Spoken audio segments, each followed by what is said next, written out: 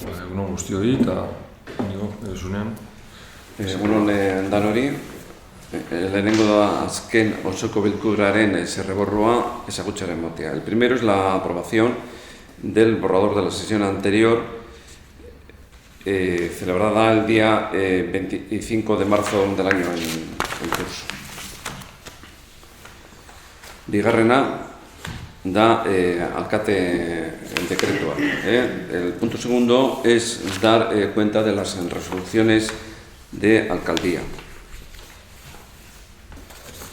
Zuek ikusita eta dos pasos, ¿está? Batekin zegoen galdera batekin azaltzeko base hilau Bai, bueno, hor badaude bi akordio plenotan hartutako, bat 2014an eta bestea 2017an, eta hor erabaki zen hori lehentasun larrialdietarako diru laguntzetan lehentasun ematea hori laguntza batzuei beste batzuen aurrean, eta lehentasuna ematen ez zitzaienei erabakitzen zen azaroan erabaki egiten zen hori, zenbat ordaindu behar zen, ordaindu behar zen ala ez, beti egin izan dugu, eta orain gizarte langileek eskatu digutena izan da, hastea diru laguntza horiekin bai, eta horiek ordaintzen hastea, eta ez itxaron behar izatea azaroan arte. Eta hori da, ez dakite zalantzaren badagia daukazuen zentzu horretan.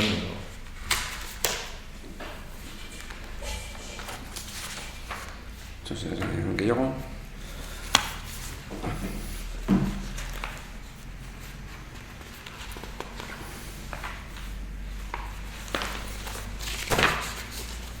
Hirugarrena da, martxoaren egindako udal kontaketa akta onartzea ala badagokio.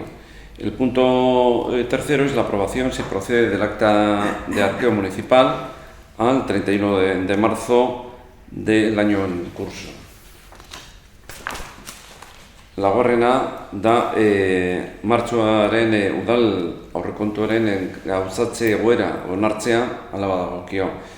El punto cuarto es la aprobación, si procede, del estado de ejecución del presupuesto municipal a 31 de marzo del año en curso.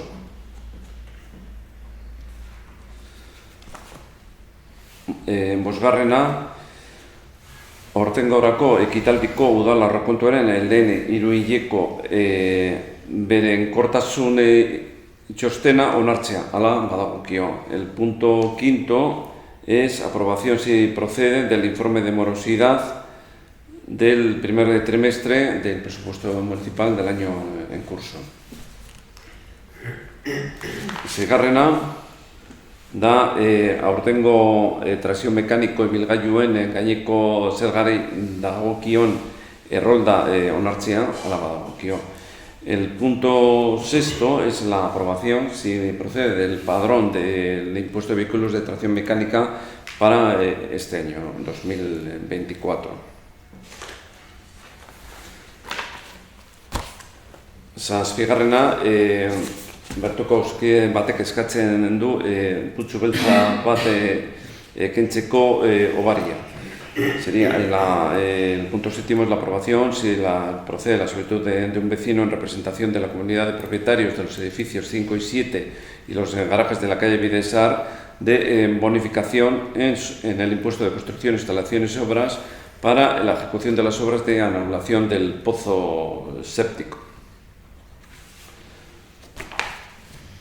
Zortzigarrena da ibilgailu historikoen edo gutxienez 25 urteko antzinatasun dutenen trazio mekaniko ibilgailuen gaineko zergaren aurtengo martxoko obari eskariak onartzea, hala badagokio. El punto octavo es aprobación, si procede, de las solicitudes de bonificación en el impuesto sobre vehículos de tracción de mecánica de vehículos históricos o que tengan una antigüedad mínima de 25 años en el mes de marzo de este año en curso. Bederatzigarrena da laugarren kredito aldaketa, crédito gaikuntza. El punto noveno es la cuarta modificación de créditos, habilitación de créditos. Hamargarrena da beste crédito aldaketa, hau da bosgarrena, crédito gaikuntza. El punto décimo es la modificación de créditos. La número 5, habilitación de créditos. Hamaikagarrena da igezko urteko udal aurrekontuaren kontu orokorra onartzea. El punto 11º es a la aprobación, se procede, de la cuenta general del presupuesto municipal del año pasado, del 2023. Hamabigarrena da Euskal Fondoaren batzarraren hartzia aurtengorako proposatutako lankidetza proiekturako ekarpen ekonomikoa egiteko konpromiso ageria onartzea hala badaukio. El punto 12º es la aprobación, si procede, del documento de compromiso para realizar una aportación económica a proyectos de cooperación propuestos por la Asamblea General de Euskal Fondoa para el año 2024. Hamahirugarrena da Ugo Mirabaziko udalaren eta Bizkaiko farmaziaren elkargo ofizialaren arteko lankidetza hitzarmena onartzea. Etxeko laguntza zerbitzuak eta gizarte zerbitzuak hartutako pertsonen medikazioaren erabilera hobetzeko programa garatzeko. Es la aprobación, si procede, del convenio de colaboración entre el Ayuntamiento de Ugao Miravalles y el Colegio Oficial de Farmacéuticos de Vizcaya para el desarrollo del programa para la mejora del uso de la medicación en personas atendidas en servicio de ayuda domiciliaria y servicios sociales. Hamalaugarrena da correspondencia berri motea, conocimiento de correspondencia. Hemen ja, zuek ikusita, dira punto batzuek,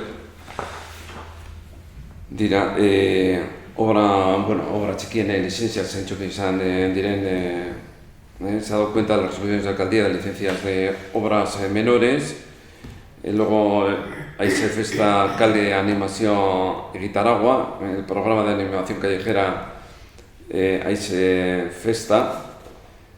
Luego, gero, badago Eusko Jaurlaritzako kultura eta hizkuntza politikarako sailaren aurtengorako martxoaren hemeretziko aginduaren babesean egindako diru laguntzaren eskaera berri ematen da. Luego, la solicitud de subvención al amparo de la orden 19 de marzo del 24 de la Consejería de Cultura y Política Lingüística para realización del programa destinados al fomento de las artes escénicas este año. Gero, udal hiri koloniak, hiri udal lekuan proiektuaren berri emoten da, es las colonias, uda hiri colonia del año 2024 organizado por los servicios infantojuveniles. Gero, 15-25 urteko gazteen artean partaideetza prozesu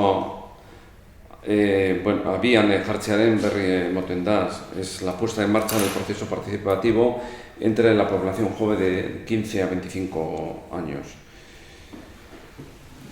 Gero, badaude berdintasunen arloan egin dira ekintza desberdinak, eta kasu honetan da alduntze tailerra, tratu ona hiri bizizaro egoera zaurgarrian dauden emakumeen alduntzeko tailerra. El buen trato en la vida, taller de empoderamiento para mujeres en situación de vulnerabilidad. Gero da, mankomunitatearen batzarra egin duena, el acta del Comité de Sostenibilidad de la Mancomunidad Nervión Ibaizabal. Gero, Aste Berdearen programa berri emoten da, el programa de Aste Berdea del año en curso. Gero Hugo Kirolak egin duen txostena, y está el informe realizado por la concesionaria Hugo Kirolak. Eta gero azken puntua da erregu eta galderak. Luego si preguntas. Bai, pare bat kontu. Batetik aurreko astean erregistratu genuen mozio bat Palestina elkartasunez taldeak aurkezten zuena. Besteak beste Gazako herriak pairatzen ari den edo herritarrek pairatzen ari diren genozidioa salatzen eta nahiko genuke mozio hori plenoan eztabaidatzea behintzat. Horrela egin da beste hainbat udaletxeetan eta baita ere AJ gobernatzen duen udalerrietan. Ez dakit, jakin nahiko genuke zergatik ez den ekarri gai zerrendara.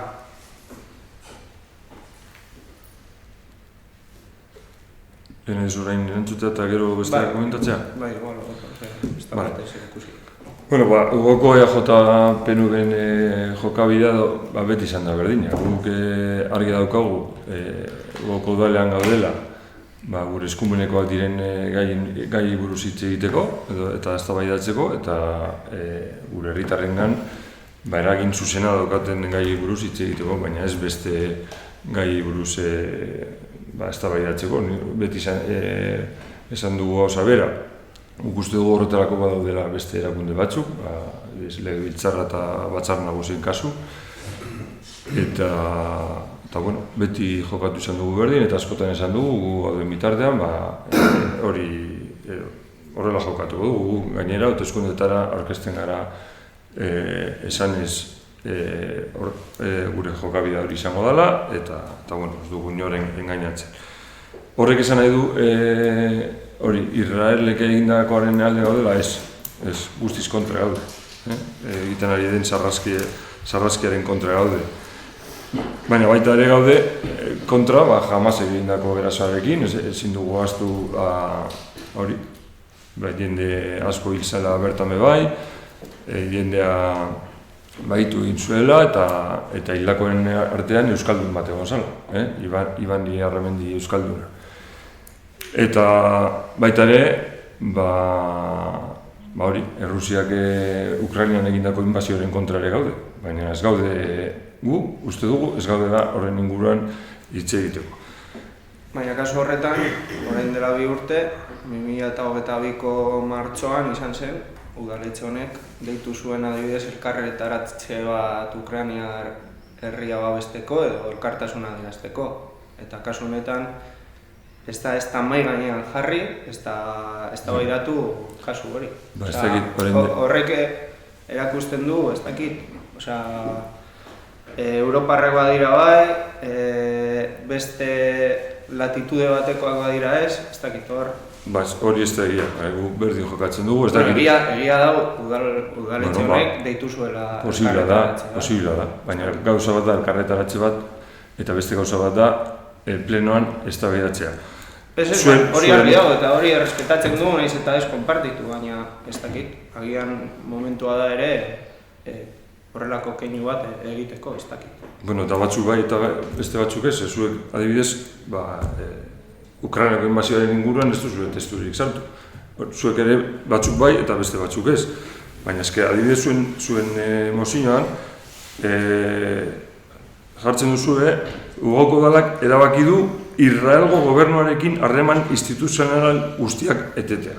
Beste hainbat erakundek egin duten bezala, Sudafrikako gobernuak egin duten bezala. Baina guk ze harreman daukagu Israelgo gobernuarekin? Ez daukagu inoen harremanik. Hori gure politika hori da, eta gu berdin jarraituko dugu, beti egin izan dugu. Eta errespetatzen dugu, horrek ez du esan nahi, ados egonez. Garela, hori.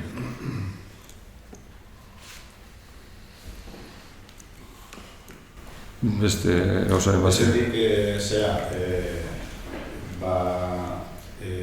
Hainbat herritarrengatik jaso informazioa hauteskunde kanpaina izan denean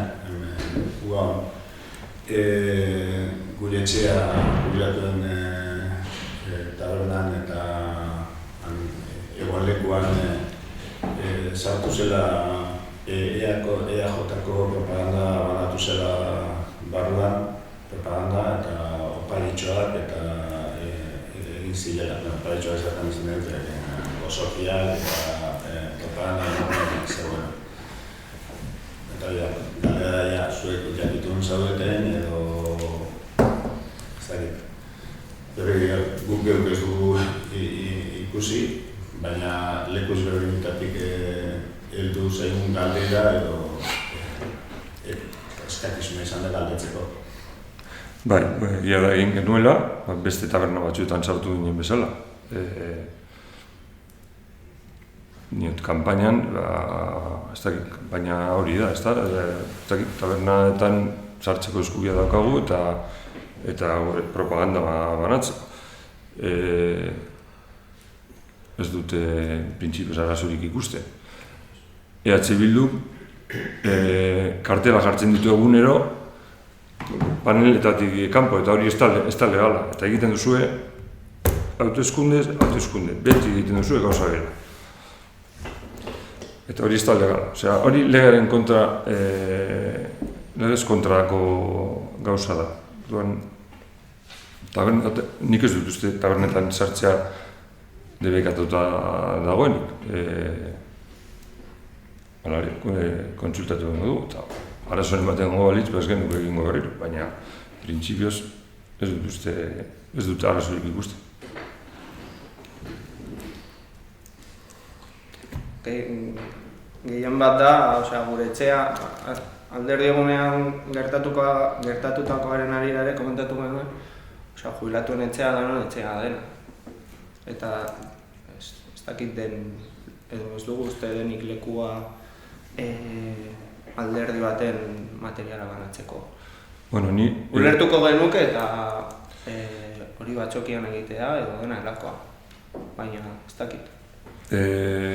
Nik ikusi dute EH Bilduko propaganda ez hauteskunde hauetan, eta igual ez azkenengo 2 urtetan edo, baina ikusi dut han EH Bilduko propaganda.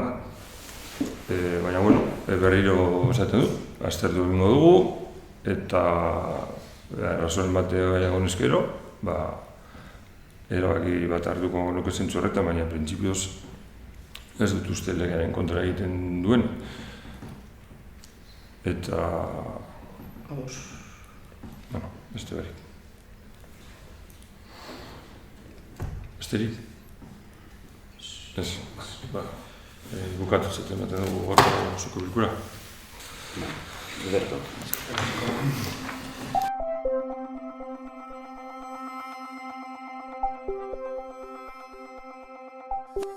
Thank you.